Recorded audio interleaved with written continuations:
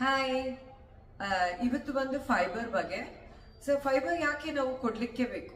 Fibre ಕೊಟ್ಟಾಗ ಮಾತ್ರ ನಮ್ಗೆ ಏನಾಗತ್ತೆ ಅಂದ್ರೆ ಆ ಕ್ಲೆನ್ಸಿಂಗ್ ಪ್ರೋಸೆಸ್ ಕರೆಕ್ಟ್ ಆಗಿ ಆಗತ್ತೆ. ಫೈಬರ್ ಕೊಟ್ಟಾಗ ಏನಾಗತ್ತೆ ಅಂದ್ರೆ ಒಂದು ನಮ್ಮ ಲೈಫ್ ಸ್ಪ್ಯಾನ್ ಜಾಸ್ತಿ ಆಗತ್ತೆ. ಕೆಲವು ತರದ ಕ್ಯಾನ್ಸರ್ಸ್ನ ನಮ್ಗೆ ಬರ್ದೇ ಇರೋ ರೀತಿ ನಾವು ಟೇಕ್ ಕೇರ್ ಮಾಡ್ಕೋಬಹುದು. ಸೇಮ್ ಟೈಮ್ ನಮ್ಮ ಬಾಡಿಗೆ ನ್ಯಾಚುರಲ್ ಡಿಟಾಕ್ಸ್ ಮಾಡೋಂಥ ಕಂಟೆಂಟೇ ಫೈಬರ್. ಓಕೆ, ಸೊ ಇದೆಲ್ಲ ಆಗ್ತಾ ಇದ್ದಂಗೆ ನಮ್ಮ ಕೊಲೆಸ್ಟ್ರಾಲ್ ಇರ್ಬೋದು, ಟ್ರೈಗ್ಲಿಸರೈಡ್ ಲೆವೆಲ್ಸ್ ಇರ್ಬೋದು, ಅಥವಾ ಡಯಾಬಿಟಿಕ್ ಇರ್ಬೋದು, ಬ್ಲಡ್ ಪ್ರೆಷರ್ ಇರ್ಬೋದು, ಇದನ್ನೆಲ್ಲಾನು ಒಂದು ನಾರ್ಮಲ್ ರೇಂಜ್ ಅಲ್ಲಿ ಇಟ್ಕೊಳ್ಳೋಕ್ಕೆ ನಮಗೆ ಫೈಬರ್ ಸಪೋರ್ಟ್ ಮಾಡುತ್ತೆ.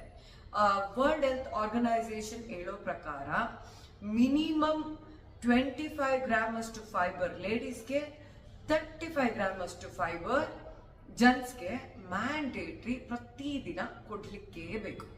ಅದು ಯಾವ ರೀತಿ ಕೊಡಬೇಕು ನೆಕ್ಸ್ಟ್ ವಿಡಿಯೋಲಿ ಅಪ್ಲೋಡ್